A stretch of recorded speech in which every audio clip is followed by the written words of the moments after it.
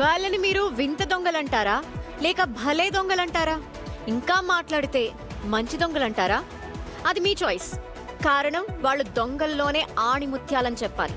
తమకు కావలసిన మొత్తం మాత్రమే వాడుకొని మిగిలిన గోల్డ్ క్యాష్ అదే కాంపౌండ్ లో పడేసి వెళ్ళిపోయారంటే వీళ్ళకు ఏ క్యాప్షన్ ఇస్తారో అది మీకే వదిలేస్తున్నా. దీని గురించి ఆలోచిస్తూ ఈ స్టోరీ అయితే చూసేయండి.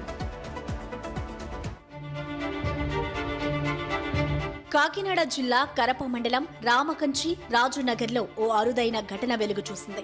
గ్రామానికి చెందిన నామాల గణేష్ గత నెల జూలై 18న కుటుంబ సభ్యులతో కలిసి ఊరికి వెళ్లాడు. ఇల్లు తాళం వేసి ఉండటాన్ని గమనించిన దొంగలు అద్దాలు తాళాలు పగలగొట్టి లోపలికి చొరబడ్డారు. బీరువాలో ఉన్న 6.50 లక్షల విలువైన బంగారంతో పాటు 50,000 డబ్బు దోచుకెళ్లారు.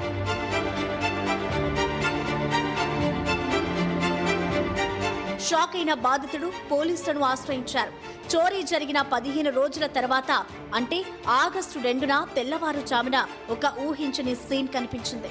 చోరీకి గురైన బంగారాన్ని కొంత సొమ్ము దొంగలు తిరిగి గణేష్ ఇంటి ఆవరణలోనే పడేసి వెళ్లారు. వాటితో పాటు ఒక లేఖను కూడా వదిలి వెళ్లారు.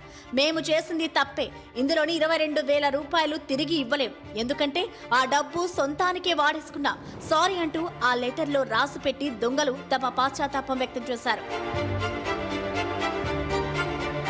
22,000 మినహా మిగిలిన బంగారం క్యాష్ సేఫ్ గా తిరిగి దక్కడంతో ఊపిరి పీల్చుకున్నాడు బాధితుడు గణేష్.